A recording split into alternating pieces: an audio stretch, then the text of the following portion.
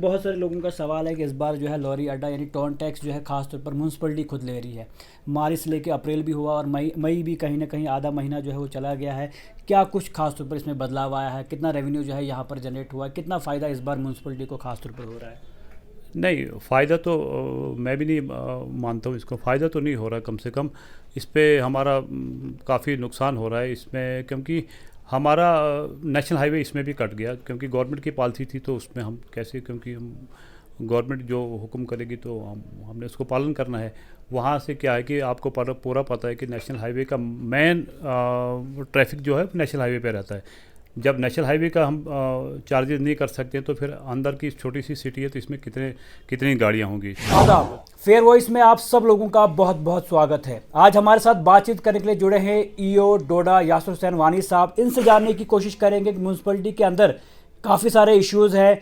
जगह जगह देखा ये जा रहा है कि वॉशरूम्स अवेलेबल नहीं है, आयरन ग्रेटिंग जो है जगह जगह टूटी हुई है और सबको लेके आम जनता जो है वो काफ़ी ज़्यादा परेशान है, क्योंकि डोडा की गलियों की हालत काफ़ी ज़्यादा ख़राब है, सड़कों की हालत भी काफ़ी ज़्यादा ख़राब है और कहीं ना कहीं इसके अलावा क्या कुछ बदलाव जो है वो डोडा के अंदर आए हैं या आने वाले हैं, सभी बातचीत जो है ईओ डोडा से होगी और इन्हीं से जानने की कोशिश करेंगे। सर, सबसे पहले स्वागत है आपका फेयर वॉइस में। जी, बहुत बहुत शुक्रिया आपका। सर, क्या कुछ कहना चाहोगे? जिस तरह काफ़ी सारे बदलाव कहे जा रहे हैं कि बदलाव जो है डोडा के अंदर आए हैं, लेकिन आज भी गलियों की हालत वैसी है, सड़कों की हालत वैसी है और आज भी पब्लिक जो है वो काफ़ी ज़्यादा परेशान है, क्योंकि वाशरूम्स जो है अवेलेबल नहीं है। सर, काफ़ी सारी दिक्कतें हैं। अब क्या कुछ बदलाव आपने लाया है और क्या कुछ आने वाला है, वो भी थोड़ा सा बताया। जी, बहुत बहुत शुक्रिया आपका। जैसा कि मुझे अभी आपको मालूम हुआ होगा कि मुझे अभी 20 दिन हुए यहाँ पे। तो अपनी तरफ से मैं पूरी कोशिश कर रहा हूँ। आपको इंशाल्लाह एक हफ़्ते में तब्दीली लग जाएगा पता कि मैंने अभी इस 20 दिन में क्या किया है। कि बहुत कुछ अगर इंसान चाहे तो बहुत कुछ कर सकते हैं। जैसे पुलडोड़ा का एक वाशरूम का मसला था, वहाँ पड़ा हुआ था हमारे पास, बट इंस्टॉल नहीं था, दबा हुआ था। क्योंकि आपको पता कि जो म्यूनसिपलिटी का पहला वॉशरूम था वहाँ पे काफ़ी बड़ा और अच्छा था वो, बट वो रिस्की है थोड़ा सा, वहाँ लोग जाने से कतराते हैं। तो मैंने एक वहाँ एक हमारा जो मूवेबल था तो वो मैंने इंस्टॉल करके उसको पेंटिंग शेंटिंग ये वगैरह तो इंस्टॉल कर दिया। उसको डेली बेस पे हम पानी डलवाते हैं, तो वो चल रहा है।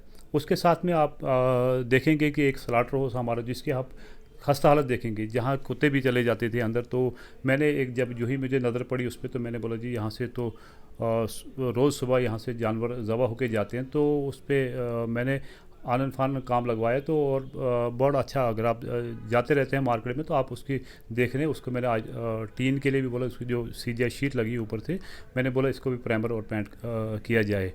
तो जैसे सबसे बड़ा मसला हमारा आ रहा था कि हमारा एमआरएफ सेंटर का, उस पर भी हमारा काम चल रहा है और उस पर ज़ोरों शोरों से चल रहा है। आज है एक हमारी वी वाइस करके एक कॉन्ट्रैक्ट जिन्होंने लिया था कि उसका जो हमारा जो गंदगी पड़ी होती है उसको सेग्रीगेट करके, तो वहाँ से उसको जो उसका प्लास्टिक अलग होगा और उसका सिल्ट वगैरह अलग होगा, तो उस पर भी आज हमने काम लगाते। मैं अभी उधर ही जा रहा हूँ 5 मिनट में, अगर आपको भी टाइम लगे तो आप भी आइए।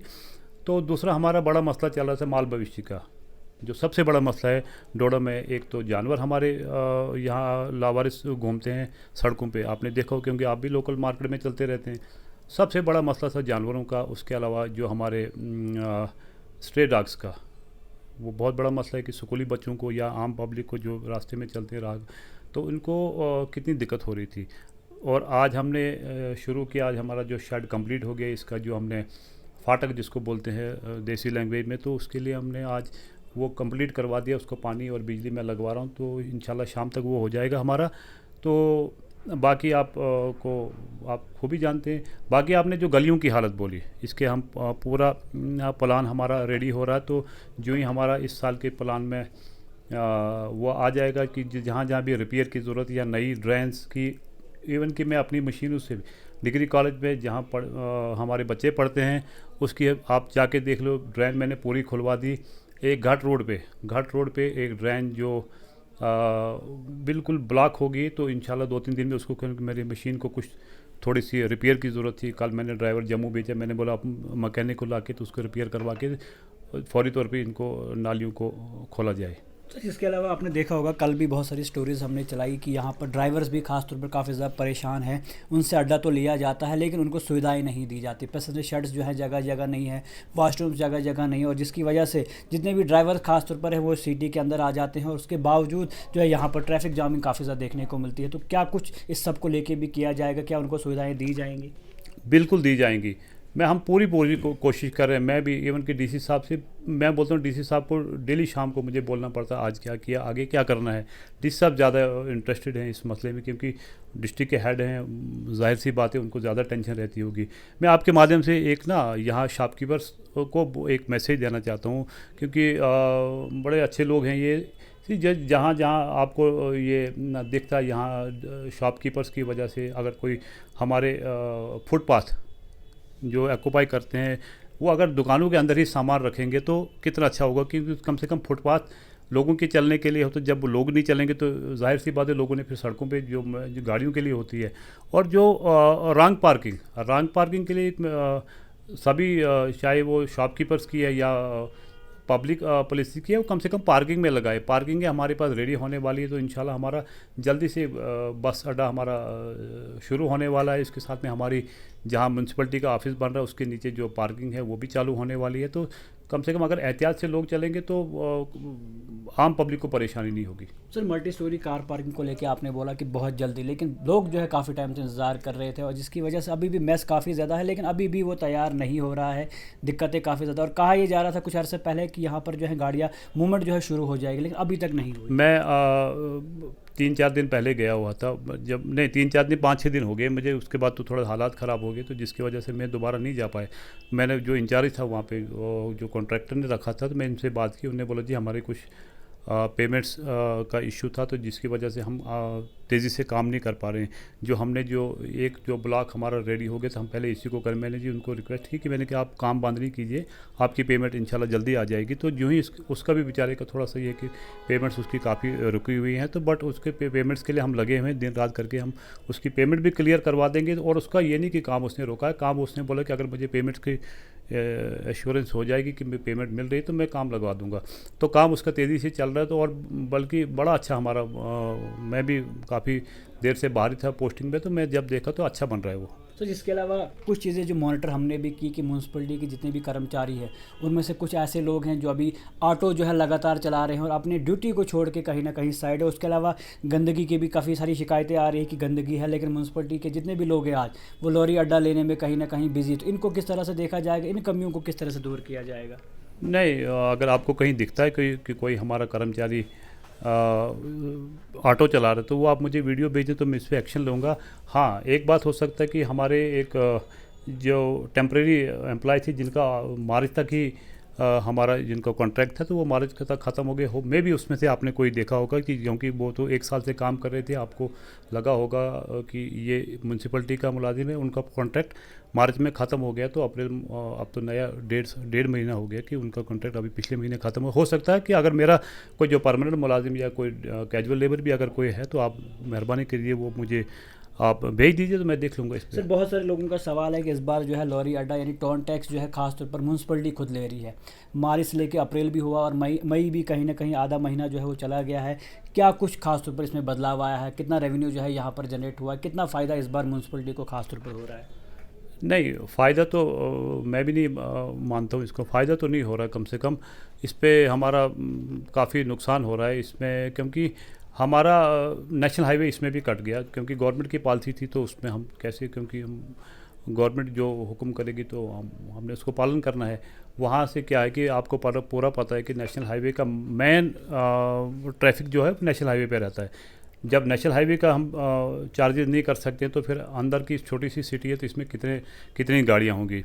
तो जाहिर जिस तरह टेंडर निकला था 1,41,00,000 के आसपास कहा गया था कि टेंडर भरना है या इससे ऊपर भरना है। मैं बता रहा हूँ आपको, पिछले साल का हमारा 1,27,00,000 का टेंडर फाइनल हुआ था। उस पर हमने 10% बढ़ा के देना था। वो इस साल लगभग 1,41,42,00,000 पे जा रहा था। बट जब आपका आधा ट्रैफिक कट गया तो ठेकेदारों ने उस पर लोवेस्ट टेंडर एक ही ठेकेदार के 2 बार आए। हमने लोवेस्ट बिड रखी थी उसकी 1,41,00,000, 2 बार डाला। जब दोनों बार आपको पता है जब 1,41,00,000 बिड थी तो उसमें हम 9 लाख के तो हम अप्रूव कर नहीं सकते थे। तीसरी बार जब हमने निकाला तो तीसरी बार कोई आया नहीं।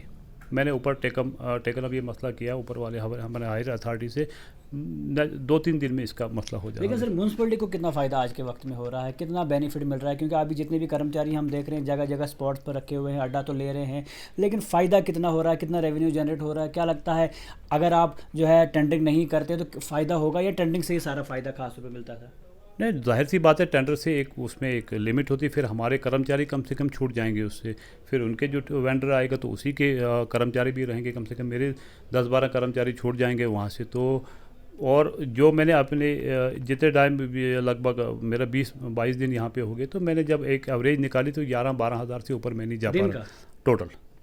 दिन का 11-12 हज़ार टोटल मेरा इतना आ रहा है, क्योंकि मैं डेली बेस पे इसको चेक कर रहा हूँ। 11-12 हज़ार से मेरा ऊपर नहीं, कहीं 10,000, कहीं 12,000, कहीं 13। नुकसान काफ़ी ज़्यादा नुकसान हो रहा है इससे मेरा। अब इसमें फर्दर क्या किया जाएगा? हम लगे, मैंने बोला आपको पहले, हमने मसला मैंने ऊपर हायर अथॉरिटीज़ को डाला है, तो इंशाल्लाह मैंने बोला कि विद इन डेज इसका कुछ ना कोई हल निकल आएगा। सर उसके अलावा आपने कहा कि स्ट्रीट डॉग्स को लेकर तो हम कोशिश कर रहे हैं, लेकिन आप जानते हैं कि बंदर भी काफ़ी ज़्यादा जो है डोडा के अंदर आ चुके हैं, डोडा के हर एक इलाके में बंदर हैं और लोग यानी पब्लिक काफ़ी ज़्यादा परेशान। उसको लेकर किस तरह के कदम उठाए जाएंगे? बिल्कुल, हमने एक कदम उठाए, जैसे स्ट्रीट डॉग का मैंने आपको बोला, हमारा जहाँ MRF सेंटर जो है, आप आके आप देखिए, मैंने एक हमारी पुरानी एक बिल्डिंग थी जिसको 2012 में फ्लड में आई थी, बिल्डिंग सेफ थी, उसके अंदर मलबा और ये पत्थर भरे हुए थे, हमने उसको खाली करवाया, अपने लेबर से खाली करवाया, तो वो बड़ा अच्छा हमारे पास स्पॉट बन गया। हमने एक किसी कॉन्ट्रैक्टर है हमारा, जिसको एक उधमपुर से आई है, कोई एक एजेंसी आई है जो इसको करके, तो वहाँ जो भी उनका आगे का प्रोसीजर होगा तो वो वही जानते क्या करेंगे।